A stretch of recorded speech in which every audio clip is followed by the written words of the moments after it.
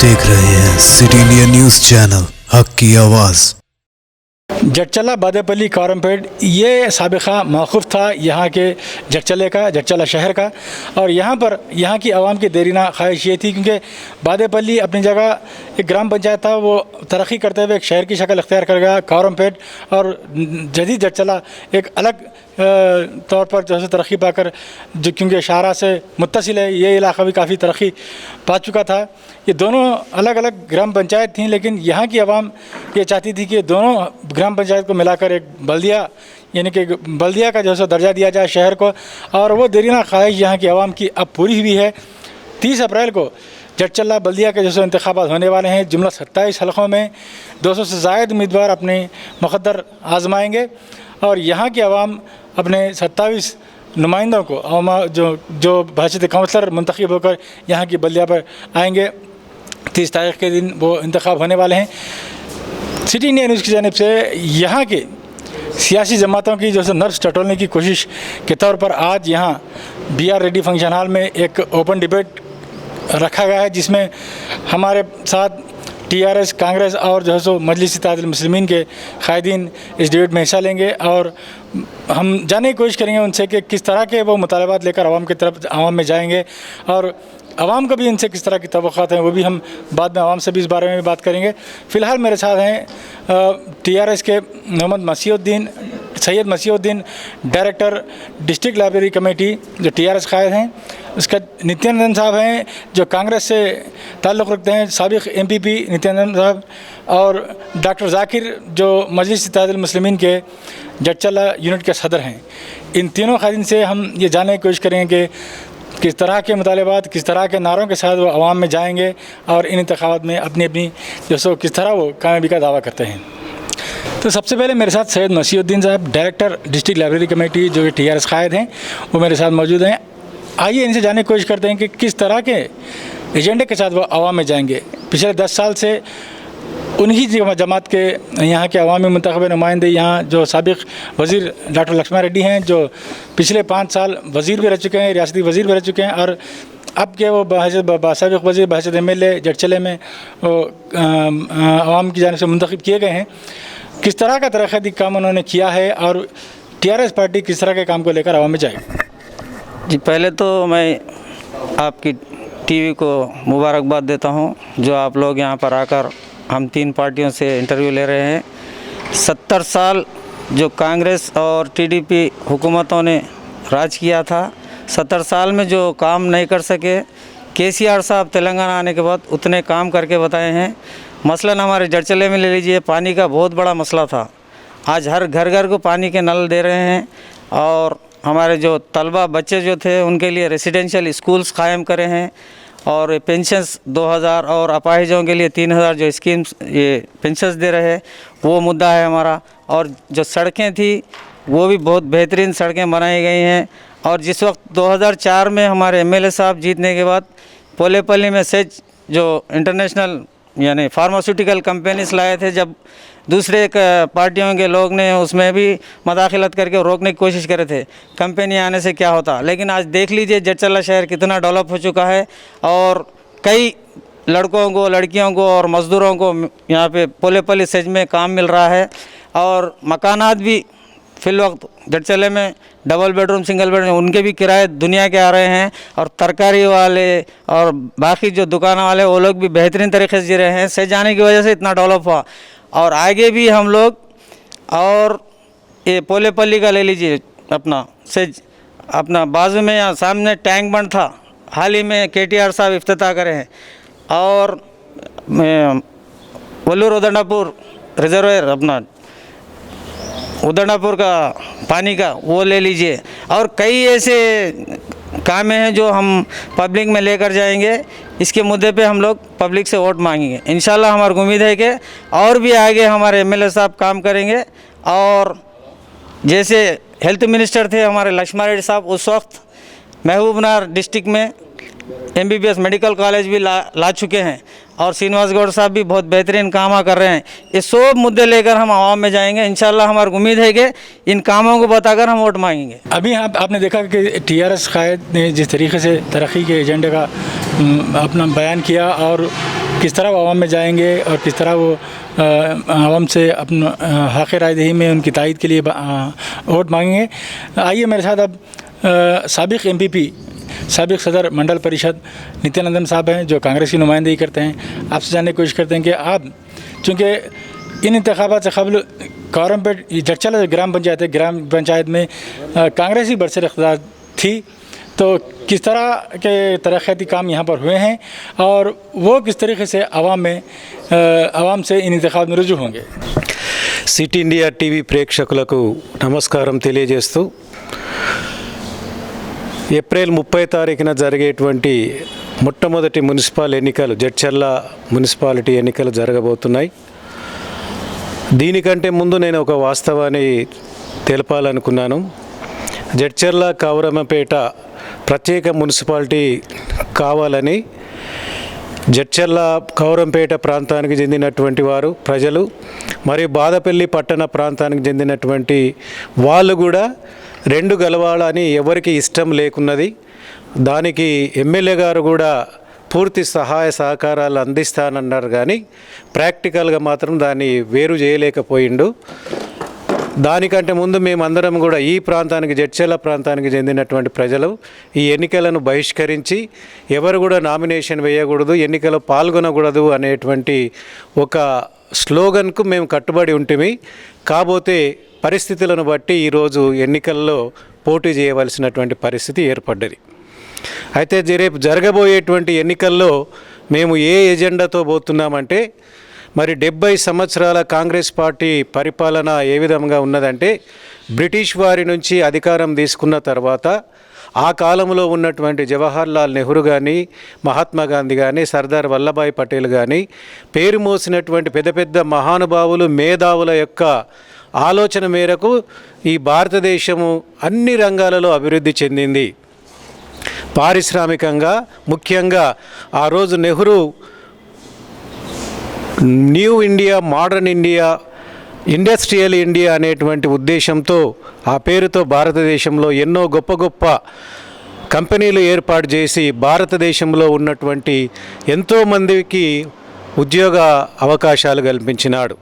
అంతకంటే ముఖ్యంగా ఇందిరాగాంధీ హయాంలో ఎన్నో ప్రైవేటు బ్యాంకులుగా ఉన్నటువంటి పెద్ద పెద్ద బ్యాంకులన్నిటిని కూడా జాతీయం చేయడం ద్వారా ఈరోజు మరి పేద ప్రజలు బ్యాంకుల నుండి రుణ సౌకర్యం తీసుకొని స్వయంగా వాళ్ళ కాళ్ళపైన వాళ్ళు నిలబడడానికి ఊతమిచ్చింది కాంగ్రెస్ పార్టీ।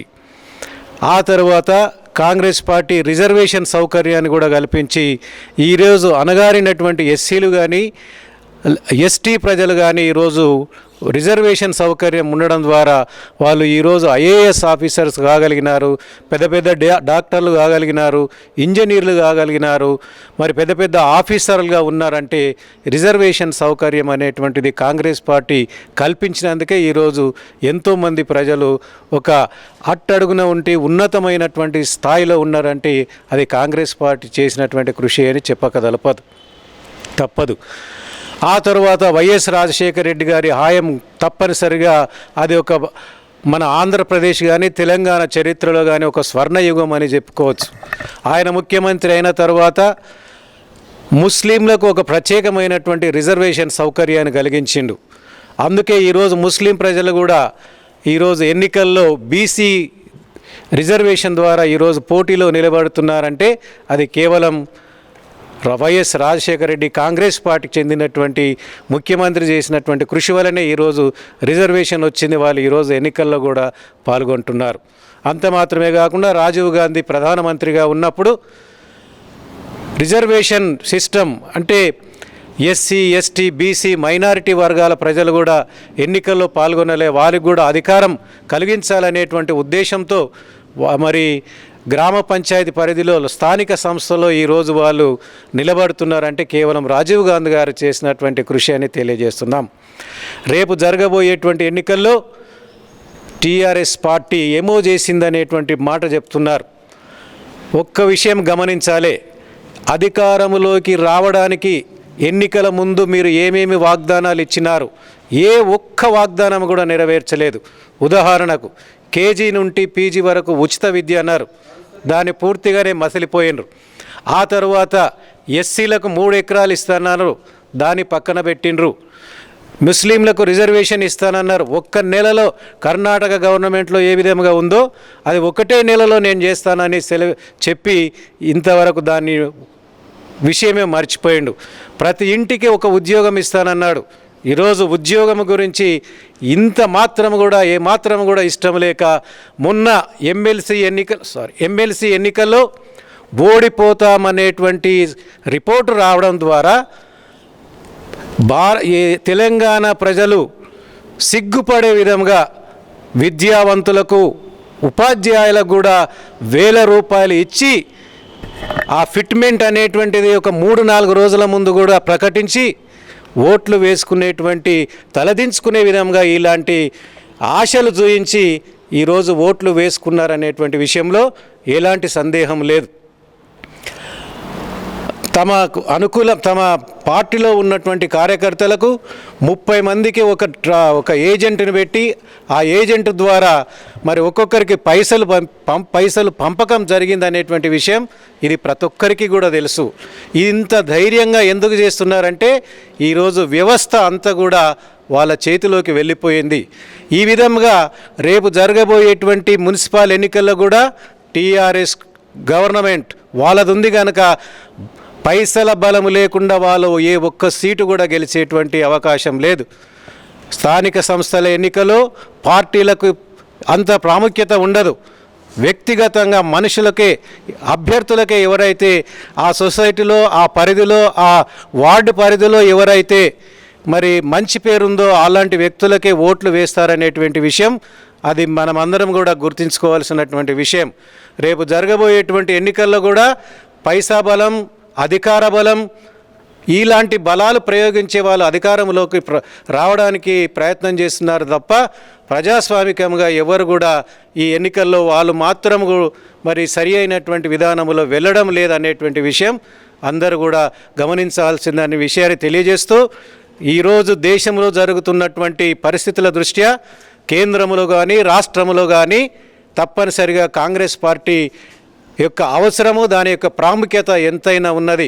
కాంగ్రెస్ పార్టీ అధికారంలో ఉంటేనే కానీ ప్రజలందరూ కూడా సుఖంగా సుభిష్టంగా ఉంటారని తెలియజేస్తూ ఈరోజు ఉత్తర భారతదేశంలో రైతులకు వ్యతిరేకంగా తీసుకున్నటువంటి నిర్ణయాలను ఇంతవరకు కూడా ఆ కేంద్రంలో ఉన్నటువంటి ప్రభుత్వం దున్నపోతు మీద నీళ్లు పోసిన విధంగా ఏమాత్రం చలనం లేకుండా ఉన్నందువలన మరి ఈరోజు రేపు జరగబోయేటువంటి ఎన్నికల్లో ఇలాంటివి ఎజెండాలన్నిటి కూడా తీసుకుపోయి మేము నిలబడినటువంటి 27 వార్డులకు 27 మంది అభ్యర్థులను నిలబెట్టినాం.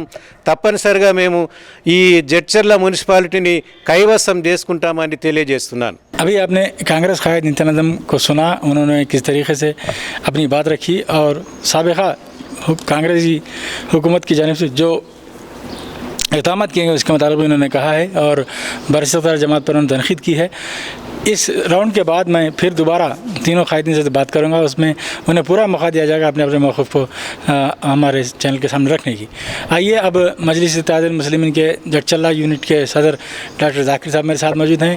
आइए उनसे जानने की कोशिश करते हैं कि वो किस नारे के साथ, क्योंकि आपकी जमात तो न रियासत में बरसर इख्तियार है ना मरकज़ में बरसर इख्तियार है.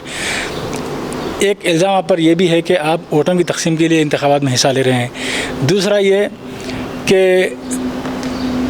इस बार भी क्या जटचल्ले के बल्दी इंतखाबात में भी क्या मजलिस और टीआरएस के दरमियान अंदरूनी की मफाहमत है या नहीं, या मजलिस तने इन इंतखाबात में हिस्सा ले रही है, इस बारे में तफसील से नज़र डालें.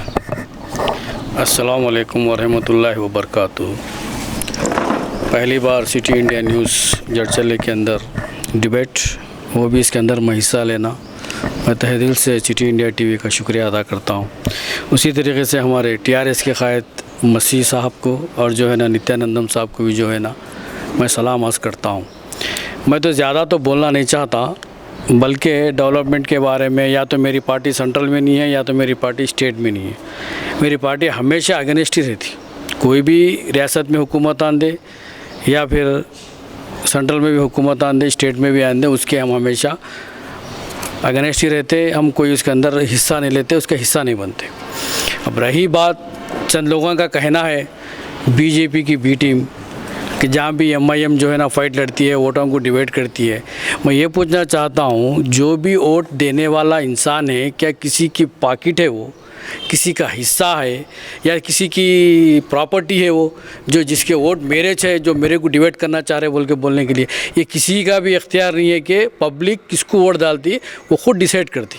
पब्लिक में इतनी नॉलेज है, आज वो टीवी देख रही, सोशल मीडिया देख रही और फेसबुक देख रही, ट्विटर देख रही, इंस्टाग्राम देख रही।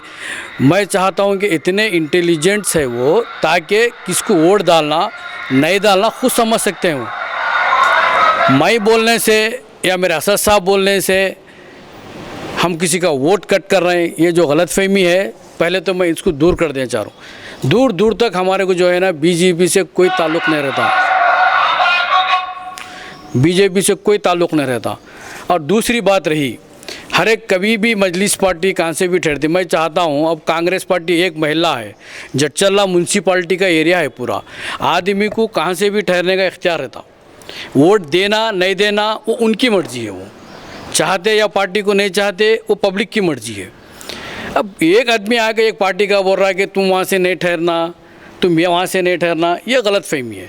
हर इंसान को जमहूरियत में अपनी अपनी पार्टी से ठहरने का इख्तियार खुद हमारे को बाबा साहेब अम्बेडकर जो है ना कॉन्स्टिट्यूशन ऑफ लॉ से दिए हुए हैं, इसके ख़िलाफ़ कोई भी नहीं बोल सकते। और दूसरी बात, सारे हिंदुस्तान के अंदर 500 पार्लियामेंटरियन रहते हैं, सारे पार्लियामेंटरियन जो है ना 3 तलाक़ पे भी नहीं बात करते, मुसलमान का कोई मसला है तो बात नहीं करते, और जो है ना परसों एनआरसी के बारे में होंगे, सीएए के बारे में रहेंगे, कौन से उठ के जो है ना वो पार्लियामेंट के अंदर बात करके डिबेट करते।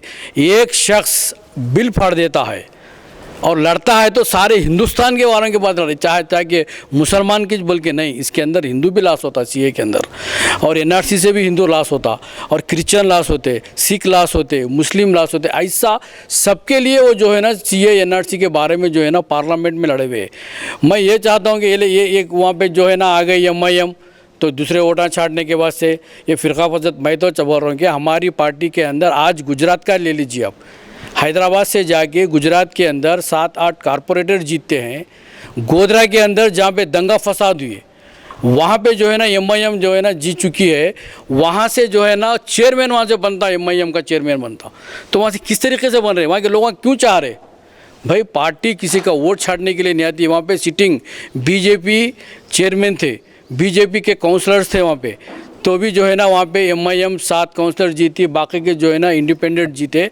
सारे 18 इंडिपेंडेंट आके 7 एमआईएम के कैंडिडेट को लेके वहाँ पे चेयरमैन को दिए। ये तो आप लोगों को नहीं दिखता। अरे भाई आप हारे तो मजलिस का ऊपर इल्ज़ाम, फिर आप जीते तो क्यों इल्ज़ाम नहीं देते? मजलिस जीते बोल के बोलो। अब वो तेलंगाना के अंदर चाहे कई जगह पे जो है ना जीत रहे, कांग्रेस भी जीत रही, टीआरएस भी जीत रही, फिर उसका इल्ज़ाम उसकी भी तो मुबारकबाद देना ना असद साहब को, एमआईएम पार्टी की तरफ से हम जीत रहे बोल के। नहीं, हारे तो एमआईएम को बोलते। क्या एमआईएम का सबका ठेका लेके बैठी हुई है? नहीं, सबके लिए करीब एमआईएम जो है ना SC ST BC minority Christians के लिए जो है ना लड़ती, इसलिए लड़ती कि ज़्यादा लोग ये कम तबके के लोगों को दबाना चाहते हैं। अपने अपने हुकूमत चलाना है तो कम तबकों को दबाओ, अपना हुकूमत चलाओ। ऐसे लोगों के ख़िलाफ़ एमआईएम लड़ती है। कोई मजहबी रंग नहीं है एमआईएम। मजलिस इत्तेहादुल मुस्लिमीन यानी कि जब बहादुर जंग यार के पीरियड में 1960 की बात कर रहा हूँ मैं, जब आज़ादी भी नहीं थी, निज़ाम सरकार की हुकूमत थी, जब भी मजलिस थी, उसीलिए उसका नाम वो दिया गया हुआ है मजलिस इत्तेहादुल मुस्लिमीन, यानी कि मुस्लिम की प्रॉपर्टीज़ निज़ाम सरकार में कई तबाह हो जा रहे थे। उस प्रॉपर्टीज़ को बचाने के लिए, मुसलमान को जो है ना एक जिहादी पे लाने के लिए मजलिस को क़ायम किया गया हुआ है। तारीख़ तो आपको मालूम नहीं रहती, उठा दिए कि बोल दिए मजलिस आ गए। अरे भाई, मजलिस जहाँ भी जा सकती है, नेशनल पार्टी है, 9th नेशनल पार्टी है वो ऑल इंडिया की, उसको कोई भी नहीं रोक सकते। चाहे बंगाल हो, चाहे कर्नाटक हो, चाहे केरला हो, चाहे तमिलनाडु हो, चाहे महाराष्ट्र हो, चाहे यूपी हो, चाहे बिहार हो, हर जगह जाने का एक इलेक्शन कमीशन ने उनको लाइसेंस दिया हुआ है। तुम कौन होते हुए वो रोकने के लिए हमारे को? लोकल में भी इलेक्शन में भी जो है ना कौन भी कहीं से भी वार्ड से ठहर सकता, उसका इख्तियार है, ठहरने वाले का इख्तियार है। आपको वोट डालना नहीं डालना वहाँ के वार्ड की पब्लिक जानती हो। आवाम से मांगते हम वोट, कोई पार्टी से वोट नहीं मांगते, कोई पार्टी वाले को जाके नहीं मांग लेते। आप क्या एजेंडा लेके जाएंगे? हमारा एजेंडा ये है, हमारे कायदीन जो मजलिस के जो सेंट्रल में फाइट लड़ रहे हुए हैं, सारे हिंदुस्तान के आवाम के लिए लड़ रहे हैं। जो गुर्बत है आज उसके बाद से लड़ रहे हैं। आजकल जो बैंक का जो है ना प्राइवेट कर दे रहे, कंपनियों को प्राइवेट कर दे रहे, रेलवे स्टेशनों को प्राइवेट कर दे रहे, डिमोनेटाइजेशन में पूरा पैसा बर्बाद कर दिए, हिंदुस्तान को जो है ना बैकवर्ड लेके गए। मनमोहन साहब के पीरियड में 60 लाख का कर्जा रहे तो आज 1,60,00,000 का कर्जा हो गया।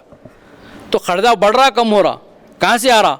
तो हमारे को उतना बड़ा इलेक्शन लड़ने का नहीं है हिंदुस्तान के लेवल में। हम सिर्फ जड़चल्ले का म्यूनसिपाल्टी का इलेक्शन लड़ रहे हैं, उसमें हम 60 सीट हम लोग लड़ रहे हैं यहाँ पे, इसलिए कि हम दूसरों को हराने के लिए नहीं ठहरते।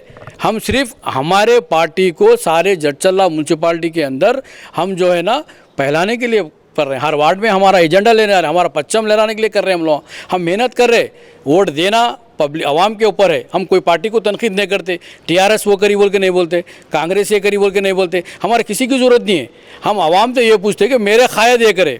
मेरे बैरिस्टर असदुद्दीन ओवैसी आज पार्लियामेंट में लड़ रहे हैं, सबके लिए लड़ रहे हैं, उनके खातिर तो आप वोट दियो बोलते।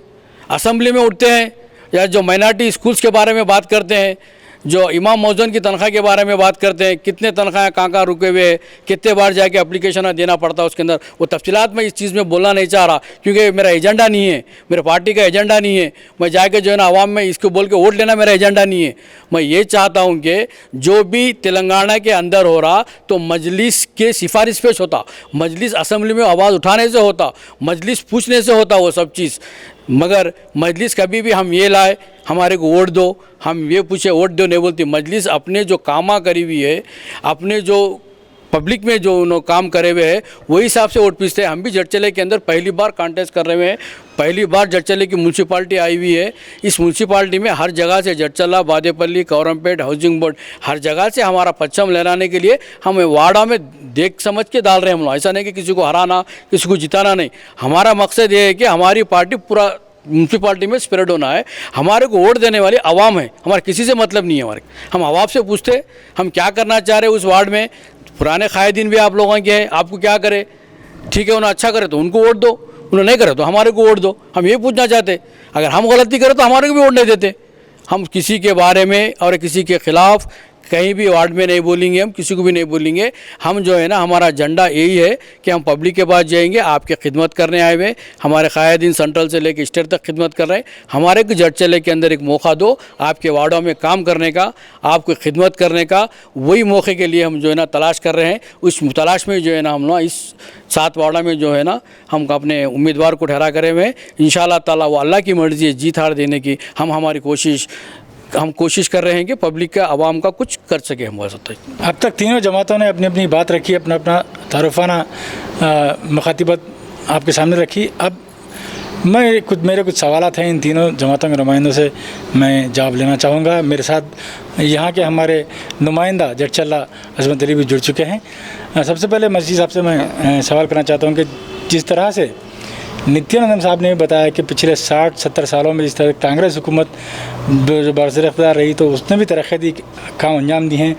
उनके कायदीन भी जब वज़ीर आज़म जवाहरलाल नेहरू से उन्होंने शुरू किया तो राजीव गांधी तक वो आए, उनका भी कहना है कि उनकी जमात ने भी तरक्की काम अंजाम दिए हैं। सिर्फ तरक्की का एजेंडा टीआरएस का नहीं हो सकता, वो कांग्रेस भी तरक्की के नाम पर जो वोट मांगने जा रही है। लेकिन यहाँ पर मैं एक बात आपको बताता चलूँ कि कई वादे हैं जो वफ़ा नहीं हुए टीआरएस हुकूमत की जानिब से। जैसा कि मुसलमानों को 12% तहफ़्फ़ुज़ात बहुत अहम मसला था जिस पर खुलकर मुसलमानों ने तायीद की थी टीआरएस पार्टी की, लेकिन अभी तक वो वादा वफ़ा नहीं हुआ। साथ ही साथ बेरोज़गारी का मसला है, नौजवानों को जो सो बेरोज़गारी भत्ता देने की बात है और बहुत से मसाइल हैं जिनको पूरा नहीं किया गया। तो जब ये सवाल आपके सामने आएंगे तो फिर इसका आपके पास क्या जवाब है? बेशक अगर कांग्रेस हुकूमत अगर तरक्यात काम कर चुकी है वो नित्यानंद साहब 60 साल में अगर थोड़े भी काम करती तो आज हमारे एमएलएस को एमपीस को काम करने का मौका ही नहीं मिलता था। जो लोग 70 साल में काम नहीं करे थे वो हम 7 साल में करके बताए। देखिए स्कूल्स देख लीजिए, रेसिडेंशियल स्कूल्स आज कारपोरेट स्कूल से बेहतरीन स्कूल्स है।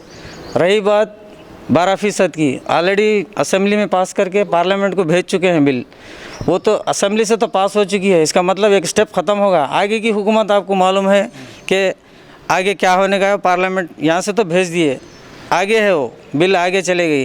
और रही बेरोज़गारी, देख लीजिए कई अपने महकमा में तकरीबन बच्चों को आज जॉब्स मिल चुके हैं। आपको मालूम होना चाहिए, KTR साहब भी बताए, बाज़ाब्ता बताए कौन से महकमे में कितने कितने जॉब्स अलाट किए।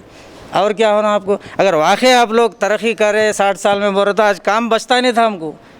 आज ये काम आपने काम मिलते थे, बोलिए 60 साल में अगर थोड़ा थोड़ा भी काम करते तो आज हमारे MLAs को काम की ज़रूरत ही नहीं पड़ती थी। 70 साल में जो पेंडिंग काम करे ये 7 साल में कर लेते आ रहे, और करने का है। वो 70 साल की गंदगी धीरे धीरे साफ़ कर लेते आ रहे लोग। 70 సంవత్సరాల్లో వీళ్ళు చేయని పని మేము 7 సంవత్సరాలు చేస్తున్నాం. నిత్యానంద్ గారు అంటున్నారు మేము చేసినాం. ఒకవేళ నిజంగా మీరు డెవలప్మెంట్ చేస్తే ఈరోజు మా ఎమ్మెల్యేలకు పని లేకుంటుండే, వాళ్ళు ఇంట్లో కూర్చుంటుండ్రి.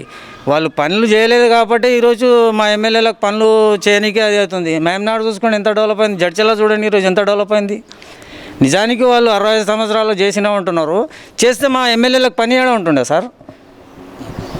ఉద్యోగాలు అంటున్నారు, ఉద్యోగాలు మా KTR గారు మొత్తం లిస్టుతో సహా చూపించారు. ఏ ఉద్యోగాలు ఎవరెవరికి ఇచ్చారు, ఏ డిపార్ట్మెంట్లో ఎవరెవరు పోయినాయి.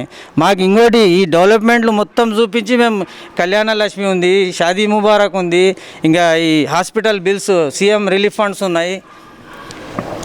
ఇన్ని చేసినాము. ఇవన్నీ తీసుకొని ప్రజలకు వెళ్తాము.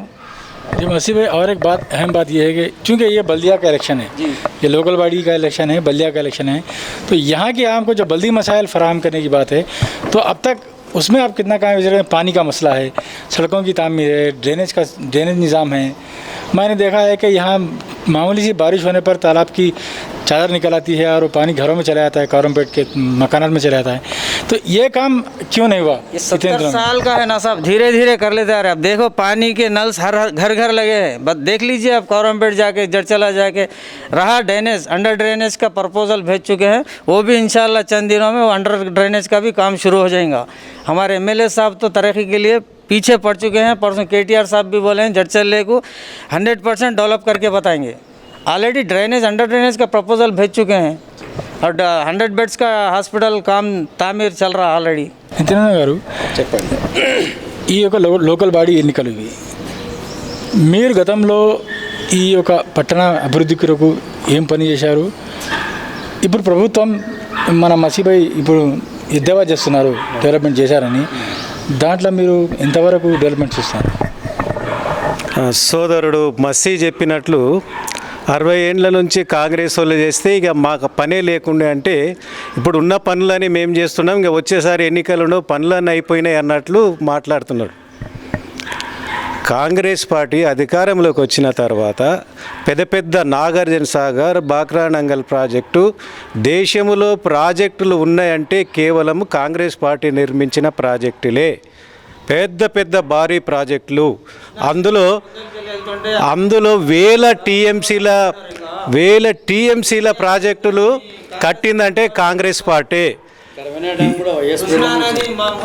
వైఎస్ రాజశేఖర రెడ్డి గారు చీఫ్ మినిస్టర్గా ఉన్నప్పుడు మహబూబ్ నగర్ జిల్లా, పాలమూరు జిల్లా, లేబరు జిల్లా, వలసల జిల్లా అని అన్నప్పుడు వీళ్ళు ఎక్కడ కూడా వేరే వేరే రాష్ట్రాలకు పోవాల్సిన అవసరం లేదు.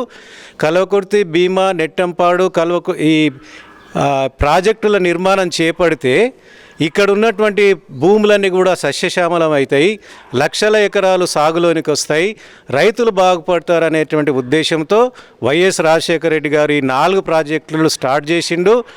ఏదో కొన్ని మూడవసారి అధికారంలోకి రానందువలన ఆ ప్రాజెక్టులు నిలిచిపోయినాయి, తగ్గిపోయి. అయితే దానిని పూర్తి చేస్తే కాంగ్రెస్ పార్టీకి పేరు ఏడొస్తుందనేటువంటి ఒక చెడు ఉద్దేశంతో ఇవ్వవలసినటువంటి ఫండ్స్ కూడా రిలీజ్ చేయలే. మేము కట్టినటువంటి కాలువల చుట్టూ పొద్దున్నేసి పొద్దుమీకి వరకు ఆ కాలువల పోటీ మీరు తిరుగుతాం తప్పితే మీరు స్వయంగా మీరు చేసింది ఏంది? మేము కట్టినటువంటి ప్రాజెక్టులు ఓపెనింగ్ చేయడానికి స్విచ్ బోర్డు ఎత్తడానికి వచ్చినారు తప్పితే మీరు స్వయంగా మీ అధికారంలోకి వచ్చిన తర్వాత ఏ ప్రాజెక్టులు ఏర్పాటు చేసినారు, ఏ ప్రాజెక్టులు ఓపెన్ చేసినారు అది చెప్పండి. మీరు ఈరోజు కాంట్రాక్టర్లతో కుమ్ముక్కైపోయి నాణ్యమైనటువంటి పనులు చేయకుండా చిన్న చిన్న కాలువలు కూడా మీరు ఓపెన్ చేస్తే ఆ కాలువలు కూడా అక్కడక్కడ లీకేజీలు అయ్యి అవి కూడా గ్రామాలలో పొడితే వెళ్ళిపోయినాయి. మళ్ళీ ఉద్యోగముల గురించి ఈరోజు సెజ్ ఏర్పాటు చేయడం అంటే తక్కిపోయి ఈరోజు సెజ్ ఏర్పాటు చేసినామంటే అది కాంగ్రెస్ పార్టీ అధికారంలో ఉన్నప్పుడు వైఎస్ రాజశేఖర రెడ్డి గారు ఏర్పాటు చేసింది ఈ సెజ్, పూలపల్లిలో సెజ్. అది టీఆర్ఎస్కి సంబంధించినటువంటి విషయం కాదు, అది పూర్తిగా కాంగ్రెస్ పార్టీ. ఆ సెజ్ అనేటువంటిది కేంద్ర ప్రభుత్వం, కేంద్రంలో కాంగ్రెస్ ఉన్నందువలన ఒకటి సెజ్ ఏర్పాటు చేసి స్పెషల్ ఎకనామిక్ జోన్ అంటే ఇక్కడ కూడా జనం ఉన్నారు కనుక ఇక్కడ గ్రీన్ పార్క్ అనేటువంటి ఉద్దేశంతో ఇక్కడ ఉన్నటువంటి ప్రాంతం అంతా కూడా పొల్యూషన్ చేయకుండా గ్రీన్ పార్క్ అనేటువంటిది ఏర్పాటు చేయడం జరిగింది. సోదరుడు మసీ చెప్పినట్లు రైతులను రెచ్చగొట్టినట్లు అనే మాట చెప్తున్నాడు. మీరు ఈ టీవీ చూస్తున్నటువంటి ప్రజలు ఒక్కసారి ఆలోచన చేయండి. ఎవరైనా కానీ తాతల ముత్తాతల నుండి ఒక ప్రాంతంలో ఇల్లు కట్టుకొని అక్కడనే సంసారం చేసి పిల్లలను పోషించి పొలాలను దున్నుకొని పంటలు పండించి ఇరుగు పొరుగు వారితో నైబర్తో కలిసిమెలిసి ఉన్నటువంటి వారు ఈరోజు ఊరి వదిలిపోతున్నారంటే ప్రతి ఒక్కరికి బాధ కలుగుతుంది. సరే, నువ్వు నా సమాధానం చెప్తా. మేము ప్రాజెక్టులకు ఎప్పుడు కూడా అడ్డుపడదు. కాకపోతే మా ఉద్దేశం అంతా రైతులకు మీరు న్యాయం చేయాలి.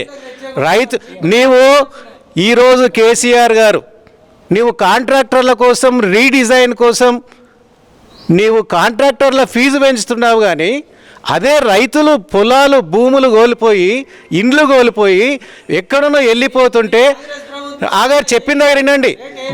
వాళ్ళకు నీవు ఎంతో 1 లక్ష ఇస్తున్నావు, లక్ష బదులు 5 లక్షలు ఇయ్యని అడుగుతున్నాం, ప్రజల కోసం ఇయ్యమని అడుగుతున్నాం. అది తప్ప ప్రజలు ఎకరాలు కోల్పోయి వేరే ప్రాంతానికి పోతున్నాడు. నీవు కాంట్రాక్టర్ల కోసం నీ రీడిజైన్, ఆ డిజైన్, ఈ డిజైన్ అని నువ్వు పైసలు ఎక్కువ చేస్తున్నావు, కానీ అదే రైతుల కోసం ఎందుకు ఎక్కువ చేస్తలేవు? రైతులు తృప్తి పడాలి.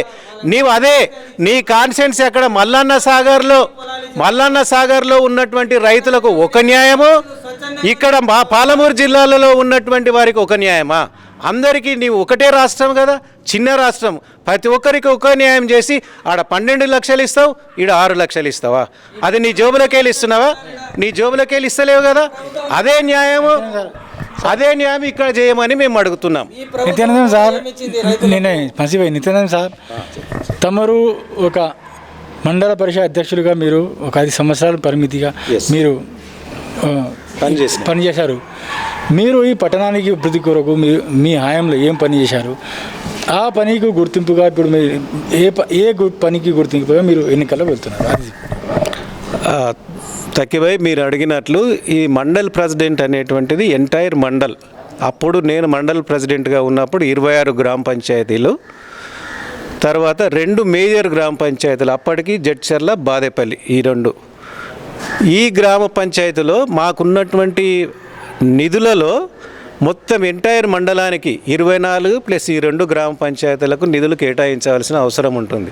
ఎందుకంటే ఎంపీటీసీలు 26 మంది ఎంపీటీసీలు, అప్పుడు 26 మంది ఎంపీటీసీలకు వచ్చినటువంటి నిధులను సమభాగాలలో సమపాలుగా పంచి అవసరం ఉన్న దగ్గర, అత్యవసరం ఉన్న దగ్గర అధికంగా జిల్లా పరిషత్ నుంచి కానీ, లేకుంటే అప్పుడు మల్లురవి గారు ఒక 2 ఏళ్ల కంటే తక్కువ 14-16 నెలలు ఎమ్మెల్యేగా ఉన్నప్పుడు ఆయనని అడిగి కొన్ని నిధులను తీసుకొని వచ్చి ఈ ప్రాంతంలో ముఖ్యంగా అంతర్గత రోడ్లు, ఇంటర్నల్ రోడ్స్, డ్రైన్స్, ఆ చిన్న తర్వాత ఎక్కడైతే అడిషనల్ క్లాస్ రూమ్స్ ఎంటైర్ మండలంలో హై స్కూల్లో కానీ, ఆ హై స్కూల్లో కానీ, ఇంకెక్కడైనా కానీ ఎక్కడైతే అడిషనల్ క్లాస్ రూమ్స్ అవసరం అనుకున్న దగ్గర రూరల్ ఏరియాలో ప్లస్ టౌన్లో అడిషనల్ క్లాస్ రూమ్స్ కూడా కట్టడం జరిగింది. పరిమితమైనటువంటి నిధులు కనుక చిన్న పనులు మాత్రమే చేయగలిగినాను.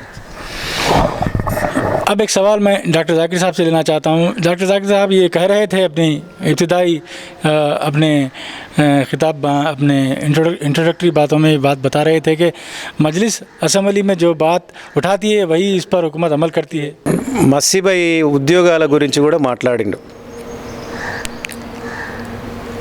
టీఆర్ఎస్ ప్రభుత్వము అధికారంలోకి వచ్చిన తర్వాత ఒక్క నోటిఫికేషన్ కూడా జారీ చేయలేదు. నేను చెప్తాను, అది ఒక్క నోటిఫికేషన్ కూడా జారీ చేయలేదు. అదే వైఎస్ రాజశేఖర రెడ్డి గారి హయాంలో, తర్వాత కిరణ్ కుమార్ రెడ్డి గారి ఆధ్వర్యంలో, రోషయ్య గారి ఆధ్వర్యంలో ప్రతిసారి కూడా ఒక అకాడమీ నోటిఫికేషన్స్ వచ్చేటివి. ఈ సంవత్సరం ఇన్ని వేలు, ఈ సంవత్సరం ఇన్ని వేలు అని పరీక్షలు నిర్వహించి ఇంటర్వ్యూలు జరిపిన తర్వాత 1,80,000 మంది టీచర్లను రిక్రూట్ చేయడం జరిగింది. అదే టీఆర్ఎస్ ప్రభుత్వం అధికారంలోకి వచ్చిన తర్వాత 2012లో ఎప్పుడో నోటిఫికేషన్ జారీ చేసి 3 సంవత్సరాలకు ఇంటర్వ్యూలు అయిపోయినాయి, ఆర్డర్స్ మాత్రం రావాలి. దానికోసం 3 సంవత్సరాలు వెయిట్ చేయవలసి వచ్చింది. అది ఎన్ని ఉద్యోగాలు? 8,000 ఉద్యోగాలు మాత్రమే. 8,000 ఉద్యోగాలు మాత్రమే ఈ ప్రభుత్వం ఇవ్వగలిగింది. ఇప్పుడు కేటీఆర్ గారు చెప్పిండ్రని అంటున్నాడు కనుక అది ప్రభుత్వ ఉద్యోగాలు కాదు, అది ప్రైవేటు ఉద్యోగాలు. మేము అడిగేది ప్రభుత్వ ఉద్యోగాల గురించి అడుగుతున్నాం. ప్రైవేట్ అంటే ఎవరికైతే సత్తా ఉంటుందో వాళ్ళు తప్పనిసరిగా చేయలేనటువంటి పరిస్థితుల్లో ప్రైవేట్కి వెళ్ళిపోతారు. ఒక సెక్యూరిటీ అనేటువంటిది ఉంటే గవర్నమెంట్ ఉద్యోగం వస్తేనే సెక్యూరిటీ ఉంటుంది. ఎంతోమంది విద్యావంతులు డిగ్రీలు చదివి, పీజీలు చదివి, బీటెక్లు చదివి, మాస్టర్ డిగ్రీలు చేసి, ఎంఫిల్ చేసి, పిహెచ్డీలు చేసి ఈరోజు మామూలు చిన్న చిన్న జీతాల కోసం ప్రైవేట్ జాబులకు వెళ్ళేటువంటి పరిస్థితి వస్తుంది కనుక ఇప్పుడైనా టీఆర్ఎస్ గవర్నమెంట్ నీవు విద్యార్థులను, విద్యావంతులను దృష్టిలో పెట్టుకొని కావలసినటువంటి నోటిఫికేషన్ వేసి, పరీక్షలు నిర్వహించి, ఇంటర్వ్యూలు జరిపించి వెంటనే ఉద్యోగాలు ఇవ్వాలని మేము కోరుకుంటున్నాం. ఎలక్షన్ టైంలో మీరు వాగ్దానం చేసినారు కనుక ఇది నిలబెట్టుకోవాలని మేము తెలియజేస్తున్నాం. तो अब मेरा सवाल डॉक्टर जाकिर साहब से है कि इन्होंने अपने इब्तिदाई कलमात में ये कहा है कि मजलिस असम्बली में जिस बात को लेकर आवाज़ उठाती है, हुकूमत वो बात मानती है और वो मुतालबात पूरे होते हैं अक़लियतों के मुताबिक बिलखुसूस। तो मैं जाकिर साहब से मेरा ये सवाल है कि फिर क्यों 12% तहफ़्फ़ुज़ात पर अमलावरी नहीं हुई? फिर क्यों मजलिस के मुतालबात पर माइनॉरिटी सप्लान पर अमलावरी अब तक क्यों नहीं हुई? फिर क्यों ऐसे कई मुतालबात जो मजलिस आज भी कर रही है उनको पूरा नहीं किया गया? क्या इसमें मजलिस की नुमाइंदगी में कमी है या फिर मजलिस और टीआरएस के अंदर जो मिलीभगत जो कही जा रही है, जो दोनों में अंदरूनी जो दोस्ती है, क्या उसका नतीजा है? बोले हैं कि 12% रिजर्वेशन के बारे में बाखूबी, अभी तो इससे पहले मसीह भी बोले हुए वर्ड से। देखो, सेंट्रल गवर्नमेंट के हाथ में 12% रहता। इससे पहले जो है ना 24A 26/A का जो जीवो है वो जो है सो कांग्रेस की हुकूमत में निकला। कब? इंदिरा गांधी के बाद जो है ना राजीव गांधी भी निकाले, उसके बाद दिगर हुकूमतें भी उसके अंदर आए। माइनॉरिटी जब 12% जहाँ पे भी रहते उसको जो है ना वो रिजर्वेशन देना है। जैसा कलकत्ते में कम्युनिस्ट पार्टी थी वहाँ पे 12% अमल करें, जिस तरीके से तमिलनाडु में वहाँ पे भी अमल हुआ वहाँ के माइनॉरिटी के हिसाब से।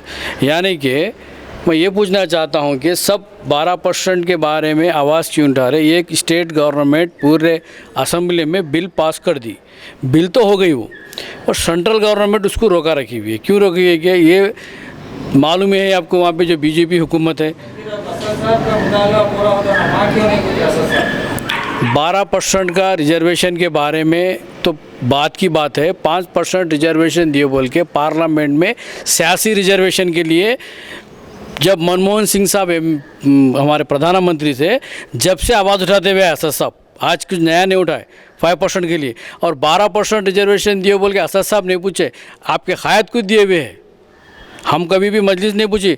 वैएस राजशेखर रेड्डी के साहब के पीरियड में 4% के लिए जो है ना पूछे थे, उस रिजर्वेशन को इन्होंने जीवो भी पास किया, उसके अंदर भी जो है ना एक दिन का धरना भी किया। आप सुनो पूरा, आप सुनो आप नहीं भाई, आप फिर दियो ना वो रिजर्वेशन से आज वैएस राजशेखर रेड्डी साहब जो करे हुए हैं उसको हम बहुत खुश है। उनका जो अमल है इमाम मौजन के बारे में भी करे, मस्जिदों के भी बारे में करे। उन्होंने मुसलमान के आज जो हर जितने भी कॉलेजेस है, चाहे मेडिकल हो, चाहे इंजीनियरिंग हो, चाहे डिपार्टमेंटली जॉब्स हो। नहीं, आप सुनो ज़रा, सुनो आप सुनो भाई, आप सुनो। असद साहब आवाज़ उठाए तो तुम कितना सपोर्ट करे वो तो बताओ। कम से कम तुमको सा जाके पार्लियामेंट में जाके तुम्हारे एमपी वहाँ पे लड़े, वो तो बताओ। टीआरएस के कितने एमपी ले आके प्ले कार्ड लगा के 12% दियो बोल के, आप सिर्फ ये चाह रहे थे कि मेरा काम तो हो गया, मैं कट्टा बन गया, फेंक दिया। वैसा नहीं साहब, आपको जवाब दे तो उसका असद साहब क्या जवाब दिए, असद साहब क्या उठाए। ये जियो जो है ना, ऑलरेडी कांग्रेस गवर्नमेंट सचार कमेटी के उस टाइम पे जो है ना मुसलमान के ऊपर दहशतगर्दी का जो है ना इल्ज़ामात आ रहे थे। मुसलमान जो है ना बेरोज़गार था, मुसलमान जो है ना टायर पंचर दुकान में काम कर रहा था। उस टाइम पे सालार मिल्लत जो है ना आवाज़ उठाए, उस टाइम पे जियो भी निकला, उसका एक्ट भी निकला। उस टाइम पे कांग्रेस गवर्नमेंट ही थी, सेंट्रल में स्टेट गवर्नमेंट में भी थी, सेंट्रल गवर्नमेंट में भी थी और कई स्टेटों में भी थी।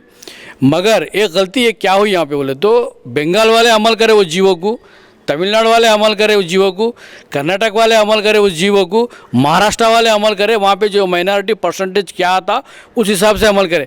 जहाँ पे भी कांग्रेस गवर्नमेंट की स्टेट हुकूमत हैं वहाँ पे अमल नहीं हुई, वहाँ पे अमल नहीं हुई। जैसा हो गया तो तेलंगाना में ईजी होता था, उसको मद्देनज़र रखते हुए असदुद्दीन ओवैसी साहब, वाईएस राजशेखर रेड्डी साहब के पीरियड में कई बार जो है ना अकबरुद्दीन ओवैसी जब भी असेंबली में आवाज़ उठा के उसको पूछने से एक जियो निकाले, उस जियो को जो है ना कई लोग जो है ना कोर्ट में डालने से ऑर्डिनेंस पास करे, उसके तहत अब तक नौकरियाँ हैं। उसको हम इख्तलाफात नहीं कर सकते क्योंकि 4% की तरफ से कोई लोग जो है ना रियम्बर्समेंट भी आया हमारे को, 4% की तरफ से जो है ना नौकरियाँ भी आए। वाईएस राजशेखर रेड्डी साहब के लिए हम कुछ भी नहीं बोलते, क्योंकि उन्होंने करे हुए हैं। 12% का आप वादा करे हुए हैं, आप बिल पास करे हुए हैं। पार्लियामेंट के लड़ने में किसका काम होना, किसका काम होना? आप लड़ना, आपके एमपी हैं। हाँ, तेलंगाना के एमपी प्रपोज करते, एक ही एमपी है, आपके कितने एमपी हैं? ये बात मैं बोलता हूँ, 3 तलाक की बिल पास हो रही थी, असद साहब पार्लियामेंट में अकेले लड़ रहे थे, फिर आपके एमपी कहाँ गए? वोट दिए ना। फिर वही सीएए एनआरसी के अंदर तुम लोग वाकआउट करके चले गए, कहीं को तुम अपोजिशन वोट नहीं डाले उसके अंदर, कहीं को नहीं डाले भाई। सीएए एनआरसी के अंदर टीआरएस के एमपी वहाँ पे वोट क्यों नहीं डाले, खिलाफ वोट क्यों नहीं डाले? नहीं साहब, आप जो पूछ रहे 12% के बारे में, 12% के बारे में अमल करना नहीं साहब, वो सोचो, वो हाँ असेंबली में बोले साहब, असेंबली में बोले बिल पास नहीं होती थी। अगर आप पार्लियामेंट में लड़े तो बोल रहा हूँ मैं, आप साथ दिए तो। बिल पास करना बहुत डिफरेंस है, बोलना अलग है, बिल पास करना अलग है।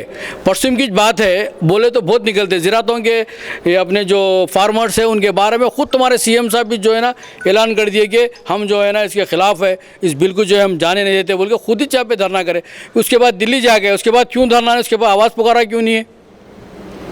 हमें सब चीज़ों में ये म्यूनसिपल इलेक्शन के लिए उसको ज़रूरत नहीं है साहब। आप बात बता रहे हैं तो इन्हों पूछ रहे हैं तो मैं चीज़ बता रहा हूँ। मैं चाहे तेलंगाना गवर्नमेंट के ख़िलाफ़ नहीं बोल रहा, यहाँ के एमएलए के ख़िलाफ़ नहीं बोल रहा मैं, या तो वाईएस राजशेखर रेड्डी के ख़िलाफ़ भी नहीं बोलता मैं, क्योंकि बाकी तेलंगाना के सीएम थे उनके ख़िलाफ़ मैं बोल सकता हूँ। मैं सिर्फ लोकल बल्दिया इलेक्शन के बारे में बात करता हूँ, इसलिए कि हमारे को मौका दियो बोल के हम पूछ रहे हैं। अब तक हम इख्तियार नहीं आए पे, कई बार सरपंच इलेक्शन लड़े 5-10 वोट से हार गए, एमपीटीसी लड़े 10 वोट से हार गए। हम लोग हर जगह भी नुमाइंदों को डाले, हमारे कई नुमाइंदे किसी के बहकावा में आके हट गए। हम इसलिए कि आज जो है ना हर हल्के से मजलिस का परचम लहराना है। हम आवाम से रिक्वेस्ट कर रहे हैं, हमारे को वोट दो। पूरे वार्ड्स में नहीं डाले साहब, हमारी हैसियत जीती रहती है, मुत्ती हमारी चादर जीती है, वो तेज फैलाते हम। वैसा मत समझिए आप हमें, आप ही हमारा एससी सेल प्रेसिडेंट राजू गए हुए हैं यहाँ से। 18 वार्ड में डाले, वहाँ पे मुस्लिम वोट है। अरे 18 वार्ड में डाले हो कहीं कुछ समझते साहब, हम हर वार्ड में 19 वार्ड में भी डालने वाले थे। बीजेपी का कैंडिडेट थे, हर जगह बीजेपी कैंडिडेट, 27 वाड़ा में बीजेपी का है। नहीं 27 वाड़ा में नहीं है, अरे 27 वाड़ा में नहीं है, 27 वाड़ा में बीजेपी नहीं है। क्या तुम्हारा 18 वार्ड में बीजेपी है? अरे मेरी बात का जवाब दो तुम पहले। 27 वाड़ा में बीजेपी नहीं है, फिर क्यों नहीं बोल रहे आप वो बात? 18 की बात क्यों करते आप? नहीं भाई 18 की बात क्यों करते आप? 27 वार्ड तुम्हारे म्यूनसिपालिटी में नहीं है। 27 वार्ड, मेरी बात सुनो आप, मेरी बात सुनो मसीह साहब, टुकड़े करने के वास्ते आप लोग कर रहे हैं। वो आपकी ज़हनियत है साहब, आपकी ज़हनियत है। आप अगर चाह रहे हैं तो वो आपकी मर्जी है। मैं आवाम से वोट पूछना चाह रहा हूँ, मैं पार्टियां से नहीं पूछता वोट, मैं टीआरएस से नहीं पूछता, कांग्रेस से नहीं पूछता। होती तो कितने हिंदुओं को दिए आप लोग सीट्स? कहाँ से? बलिया से यहाँ पे। देखो साहब, हमारे पास हम सबको जो है ना ऐलान करे हुए है, सबको बुलाए साहब, आपके जैसे लोग जो है ना रोक दिए। एक भी नुमाइंदा नहीं है यहाँ से कॉर्पोरेट से ले आके वहाँ ठहरा गए। अरे नुमाइंदे की बात कहीं को करते यारो, झटचल्ले का वार्ड नहीं होता है क्या, पूछो मेरे। अरे मेरी बात सुनो। वहाँ पे 18, ये जो 18 वार्ड की बात कर रहे हो, बार बार 18 वार्ड, हम 23 पे भी ठहरा करे, बादेपल्ली में हाउसिंग बोर्ड में भी ठहरा करे, हम कॉर्पोरेट में 3 वार्ड ठहरा करे हम। 18 की वार्ड की बात न करो भाई, आपका जाति वार्ड बोले सरकार मत बात करिए आप। झटचल्ले का वार्ड है वो, म्यूनसिपालिटी का, वो झटचल्ला म्यूनसिपालिटी का वार्ड है साहब।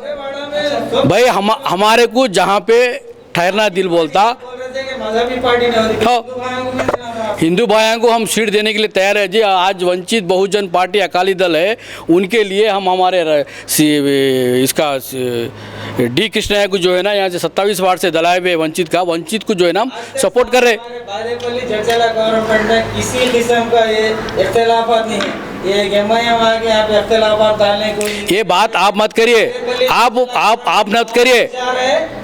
ठीक है, नको आन दे भाई, आप क्यों भटक रहे उसकी चीज़ को। देखो चिराग जलते रहती, चिराग रोशनी तब तक देती जब तक उसके अंदर गैस तेल रहता। एक दिन आपका भी वक्त खत्म होता तो आपका भी काम खत्म होता, ये मत सोचिए आप। आप जो है ना कंफ्यूज मत करिए। हम चाहे जो भी वार्ड पे मस्जिद का मौक़िफ़ ये है कि हम आज जो वार्डा पे ठहरे हुए हैं, हमारा काम क्या है, आवाम से वोट पूछना। आप साबिक़ा भी आपके पास वहाँ काउंसलर थे, ग्राम पंचायत के भी थे, चाहे उन्हें अच्छा काम करे तो उनको वोट देते, नहीं बोले तो हमारा कैंडिडेट अगर हम जो काम करते हैं बोल रहे हैं। अरे 18 का छोड़ो जी, 18 का छोड़ो, तुम पूरे वार्डा के लिए बोल रहे हैं। हम पब्लिक का काम करने आ रहे, हमारे को पब्लिक दिए तो हम जीतते। बहरहाल मैं तमाम शुरका का मैं बहुत बहुत शुक्रगुज़ार हूँ कि आप गुनाह मसरूफ़ियत के बावजूद इंतखाबी मुहिम के वक्त दरमियान से टाइम निकाल कर आए, हमारे डिबेट में हिस्सा लिया। मैं आप तमाम का शुक्रगुज़ार हूँ। फिर एक बार से बहशत मजमूई ये बात निकल कर आ रही है कि तमाम जमातें अपने अपने एजेंडे के साथ इन बल्दी इंतखाबात में जा रही है। पहली मरतबा यहाँ के अवाम को बल्दी इंतखाबात में हिस्सा लेने का मौका मिल रहा है, राय दही का मौका मिल रहा है। अब देखना यह है कि अवाम किसके एजेंडे को कबूल करती है, किसको अपना वोट देती है और कौन सी जमात बल्दिया झटचल्ले के सबसे पहले बल्दिया पर कब्ज़ा जमाती है। मैं मेरे माविन मोहम्मद अजमत अली के साथ और वीडियो जर्नलिस्ट मोहम्मद तईद के साथ मोहम्मद तकी हुसैन, सिटी इंडिया न्यूज़, हक़ की आवाज़।